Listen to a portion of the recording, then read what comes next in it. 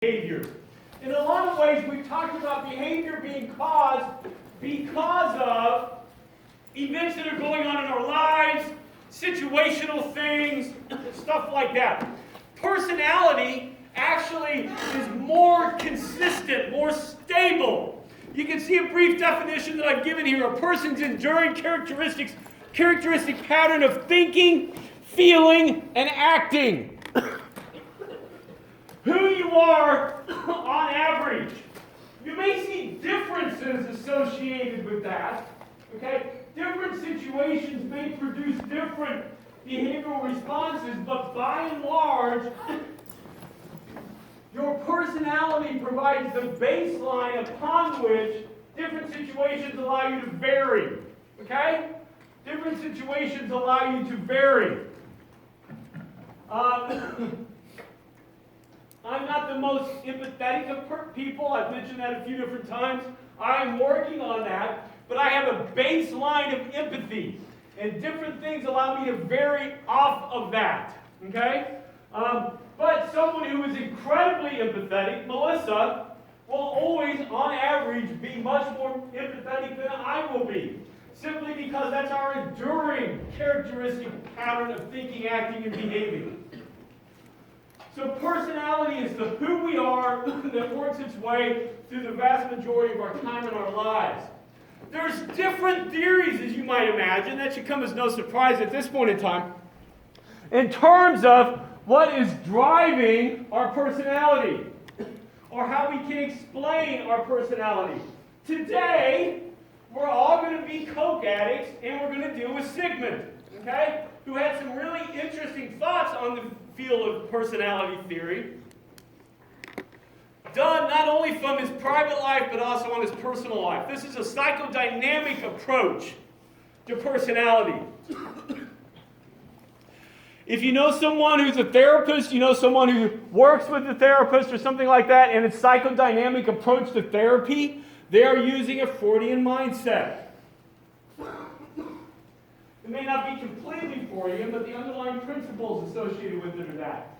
And essentially, what a psychodynamic approach says is that your personality, what we see, what we observe, what we're able to say, this is who you are, is due to an interplay between that which is conscious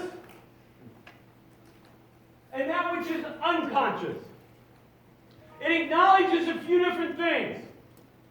It acknowledges that, one, there is a vast aspect of your behavior, of your personality, which you are not aware of. The unconscious. If you're not aware of it, we're not either. And your consciousness. That which you are aware of. That which you are you. And there's this constant interplay between that. This constant interplay.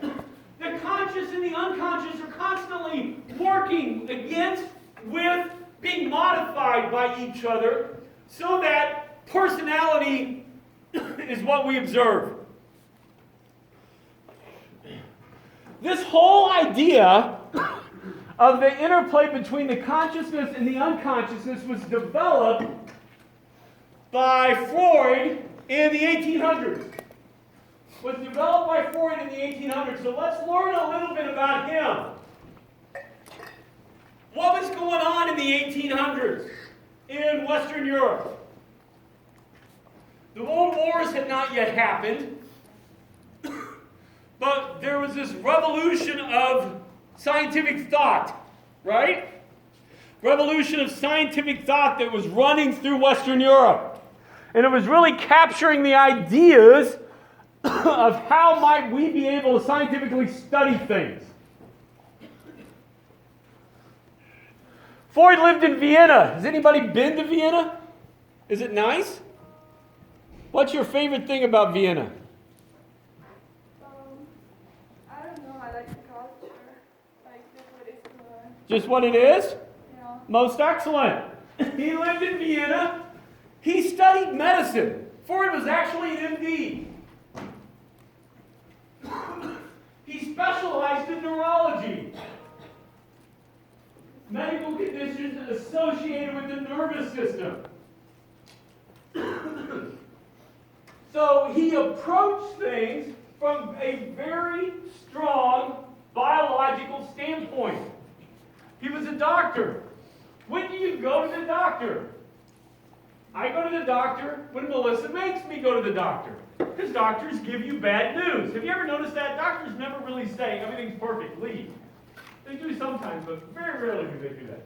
They usually say things like, eat less cheese, don't deep fry. They always say things you don't want people to say to you. Okay? So, same thing before. People that were going to him were going because something was wrong. You go to the doctor primarily because there's something not right. That will be an important point when we get a little bit later in our studies of psychology, okay? Freud focused on people where something was wrong. He was a medical doctor, and when you go to the doctor's office, they take your temperature and your heart rate and your breathing and your cholesterol and your sugar levels and your lipid levels and all these levels to say, oh, this is what's wrong with you. And then they give you some kind of medicine to be able to treat it. Freud became fascinated with people that would come to him as a medical doctor describing a medical condition upon which there was no underlying biological cause. The person comes in and says, this is what's wrong with me, blah, blah, blah, blah, blah, blah, blah, blah, blah, blah. Freud could find nothing physically wrong with that person. And yet, the person was reporting all of these symptoms and was consistent in the report over time. So Freud became fascinated by that. If the biology can't explain why they're feeling bad, there must be something else that can explain it. Does that make sense? It's not just the biology is what Freud is saying here, at least not directly. So Freud became fascinated in the study of the mind. Why? Psychology was born in the 1880s in a country right next to where Vienna is at, in Germany.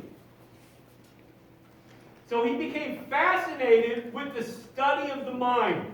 And he reasoned maybe there's something in the psyche of the individual that's causing the feelings of unwellness that they are reporting and not something in the biology.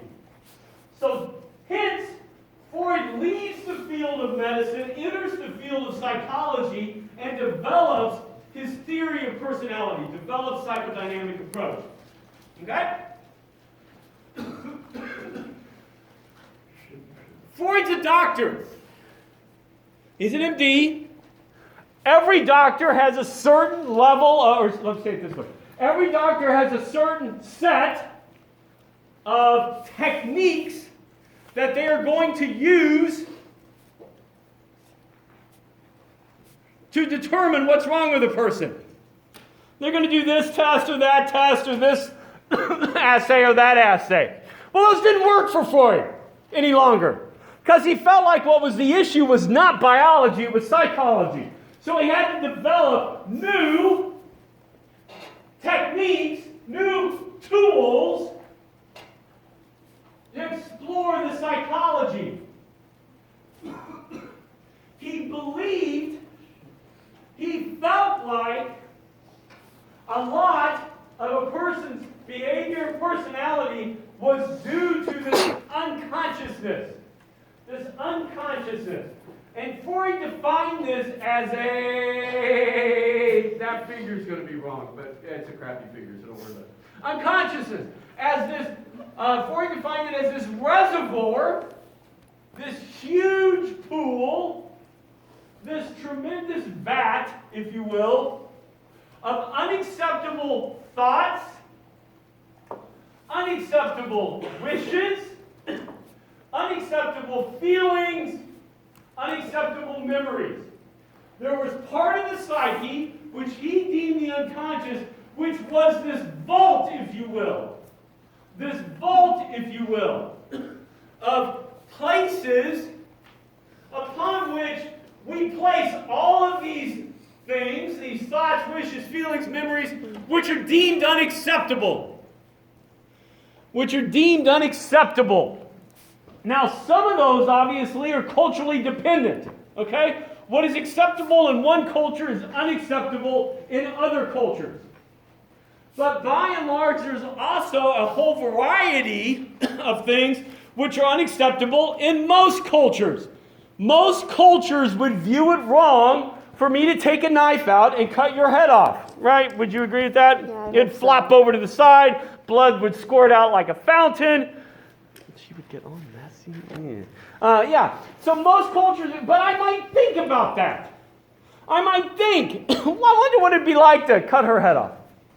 Okay, now that's kind of a nasty thought, I'm willing to admit. But haven't you always at some point in time been talking to somebody?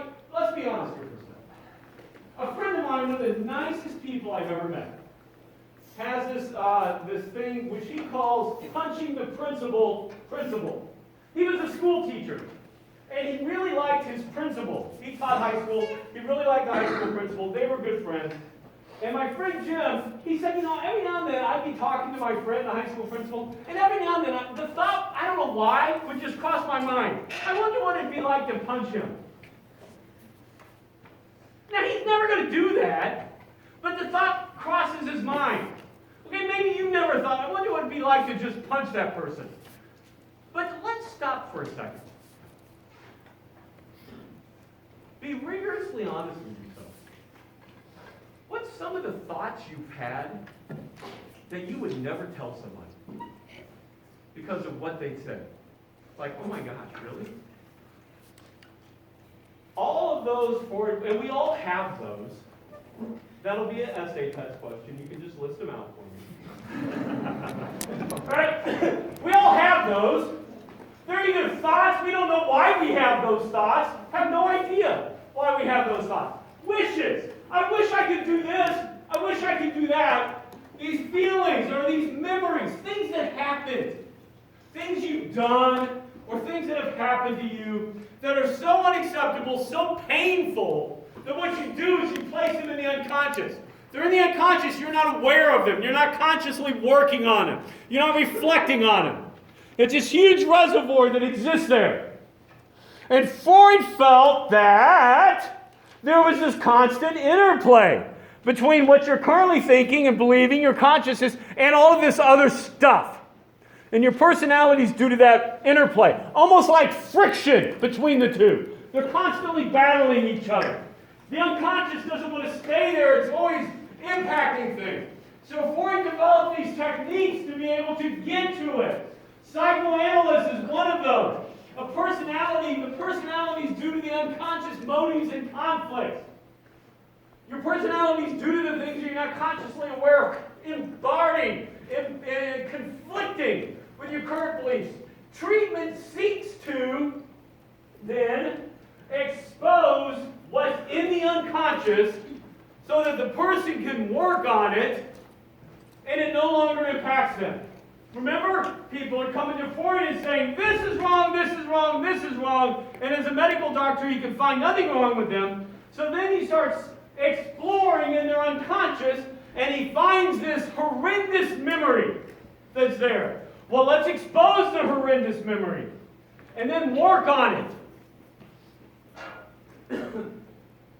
Once you're able to work on that, or this horrendous wish or thought or whatever, once you're able to work on it, once you're able to come to accept and deal with that, then the symptoms you're reporting will go away. Not because we've done something biological, but because we've done something psychological.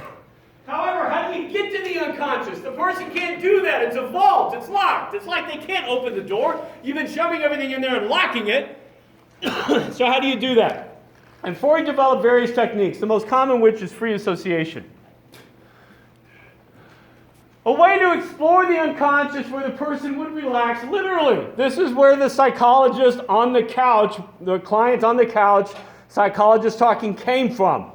If you could get the person in a relaxed state and then just have them start talking about What comes to their mind? They're freely associating things. Just start talking. The belief was the unconscious is constantly barging, fighting to impact the consciousness.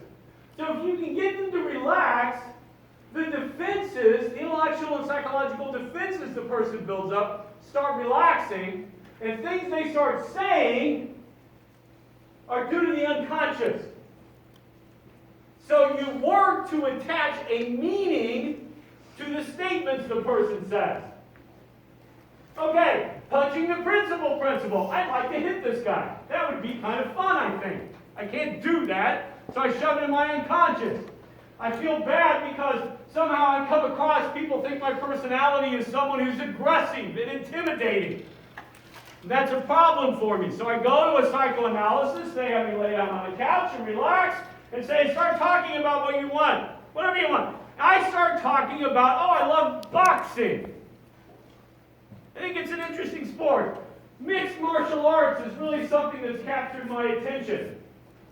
Hockey's great, particularly when they slam the other player into the board. The psychoanalysis, Freud, is good. Would not have talked to someone who's into mixed martial arts, but nonetheless. Would start attaching meaning to those statements.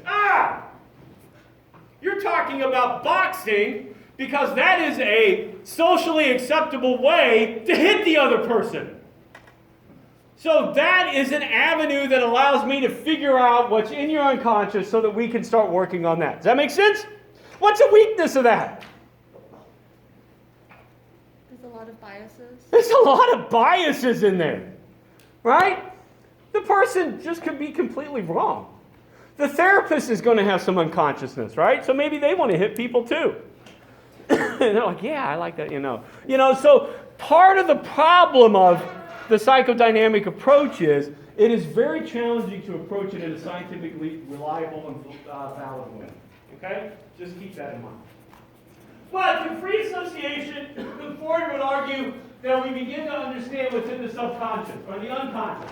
He devised, and I'll explain what this is in a minute because it is in your book. I just don't know what chapter. He devised three different stages of consciousness. The figure is an iceberg, okay? Let's imagine we're not on the Titanic, that would be bad. But we're on some ship and we see an iceberg. And we're not going directly at it. All good things, okay? We have the part above the water that we can see. The little bitty tip of the iceberg. That's what Freud believed is what happened? That's what Freud believed is the consciousness. The consciousness is the part of behavior you can observe. It's the part of behavior that you can observe. Okay? We like that. In our iceberg analogy, there's waves in the ocean, right? Whoa, we're kind of going up and down the waves. And some of the iceberg is visible when the wave goes down in the trough of the wave. And then the swell of the wave comes up, but we don't see that part of the iceberg again until we're in the trough of the wave, and now we see that part of it. Freud would say that part that sometimes is there and sometimes isn't there is the pre-consciousness. It's part of your personality which you can pull up at times. You can use it. You are aware of it, but you may not be using it at that exact moment. Okay, an example, if you, at the end of the semester, it's probably coming up, I don't know, maybe you've gotten it already. If you have, do it. You'll get an opportunity to do evaluations of my teaching, okay? Take those seriously. It's part of my review every 5 years, okay? Guess what the number one comment I get on the free written response on me is? 2 guesses. He's a really nice guy. Makes me feel warm and fuzzy. No one has ever said that. Hurts me. What do you think? Okay, we'll ask the essays. Dylan. Why does he have class at 8 a.m.? You're better students. The 8 a.m. students are better students than the 11 a.m. students. Because you don't care enough to get up and come to class early. And I like teaching better students. I never gotten that question, but I thought I'd answer. But that's why. So Dylan, if you write that, I'll know which one's yours. Yeah. Go ahead. He's loud. Yeah, I do get that actually a lot. But it's not the number one comment. You got one more guess. Anybody? Yeah. Very enthusiastic. That actually probably would be tied. Right up in it. But the other one is I come across, students will report, I come across as intimidating. I don't get that. I'll be honest with you. Okay? It's just, that always baffles me. All right? Now, why is that important for what we're talking about with pre-consciousness? Because my personality right now, I don't view as intimidating. Okay? When I get into an athletic event, you want to see intimidation, that's it. All right? That's a switch that just flips. Okay? Another reason why we play Eye of the Tiger, I just, Balboa, cut my eyes and let me get back out there, right? So there's a sense of, it's there sometimes and it's not there other times, but it's an underlying theme of the personality. Does that make sense? I can access my pre-conscious. Conscious is the current, what's going on. Pre-conscious is what I can access. That's that ripple part right at the iceberg. Sometimes it's there, sometimes it's not. Everything else, all the stuff below, and in an iceberg, it's little, littler, big, right? That's the part under the water surface. That's the unconsciousness. Because we're shoving throughout all of our life all the stuff we make there. Okay.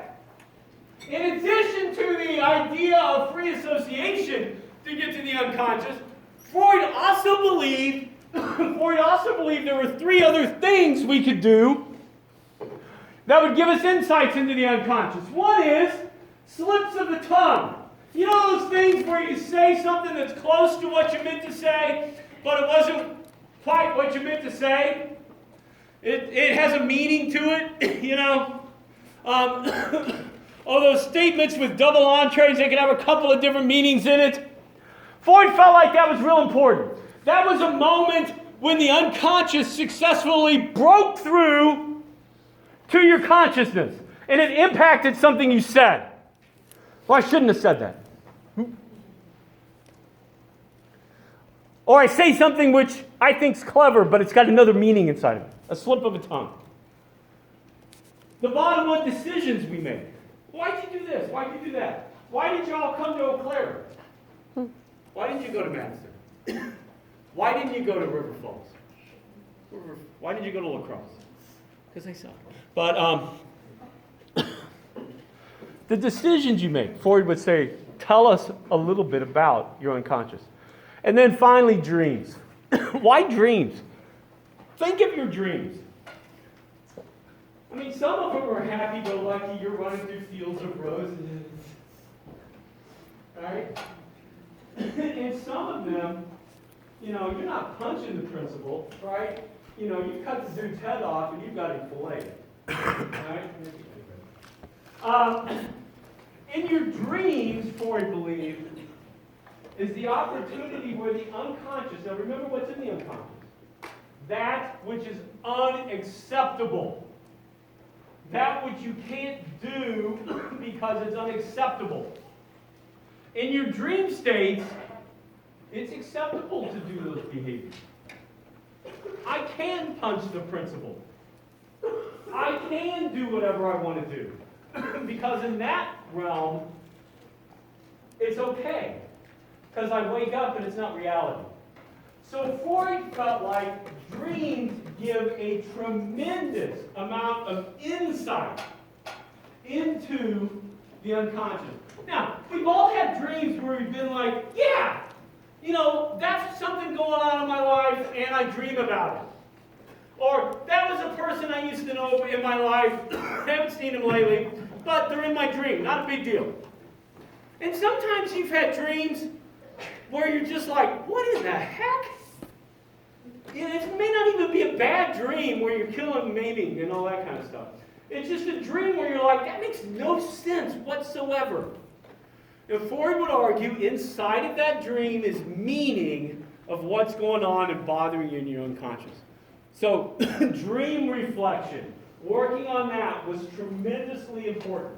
Okay? we've said this a couple of times and it's critical. Personality, your ongoing personality, is an inherent conflict. That's critical for a psychodynamic approach. Something is wrong. Remember, Freud was a medical doctor working with people who were reporting things were wrong, yet there was nothing he could find biologically. So there must be something psychology. It's an inherent conflict. Conflict produces winners, yay, and losers. Okay?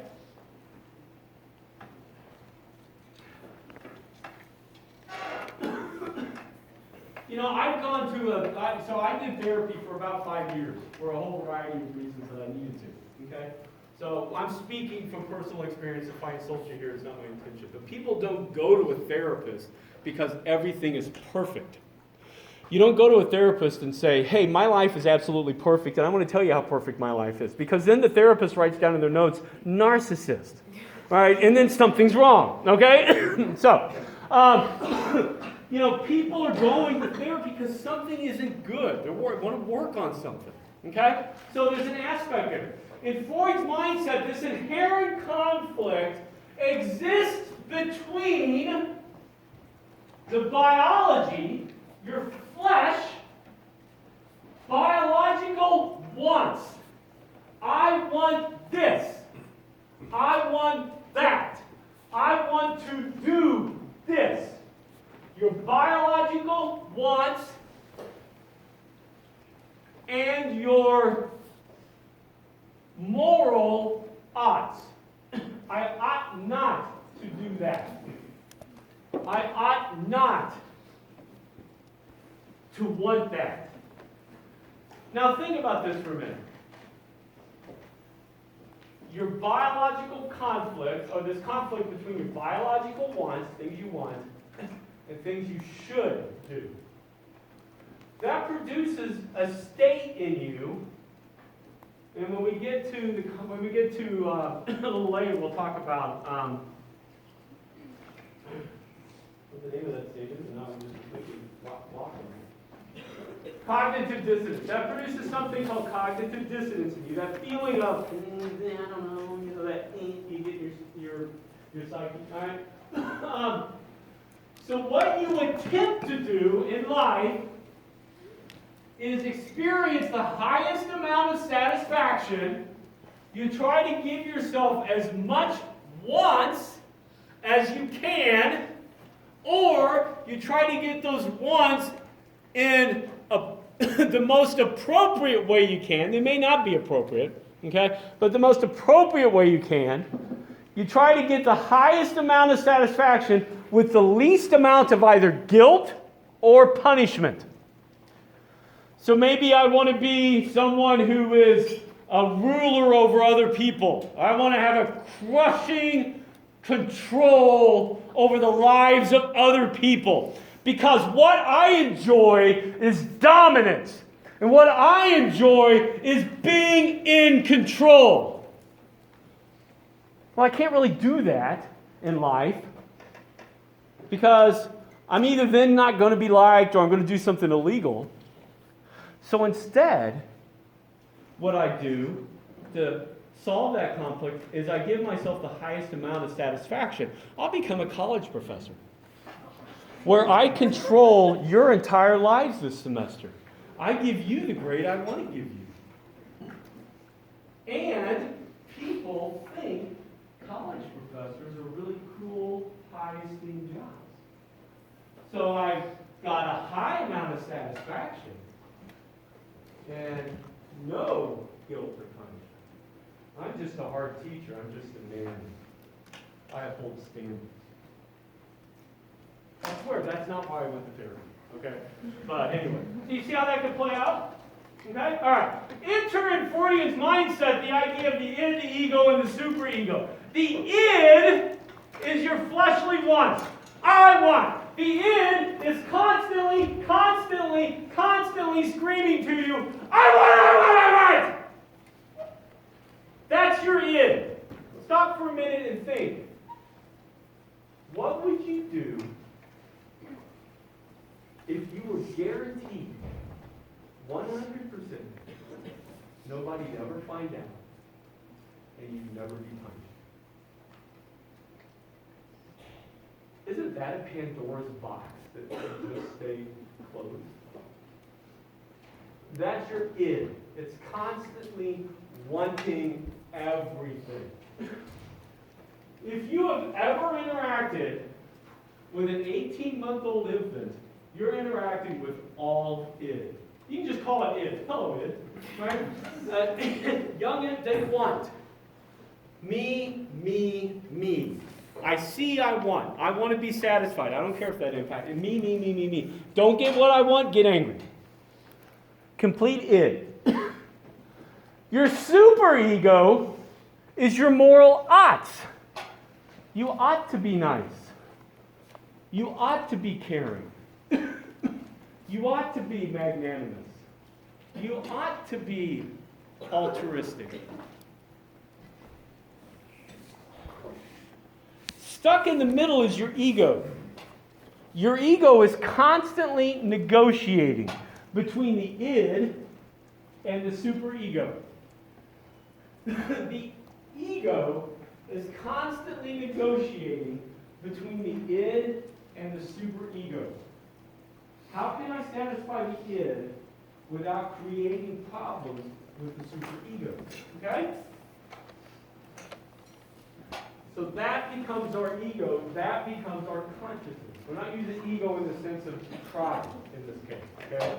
In terms of consciousness. It's this constant interplay that works itself out. Okay? If you're a psychology student, you need to read a book that you need to read. I may have referenced it once already in class. And now I just blocked on the name of it. Is it The Curious Tale of Dr. Jekyll and Mr. Hyde? Is that the name of it, The Curious Tale? Or is it The Strange Tale? I can't remember which one it is.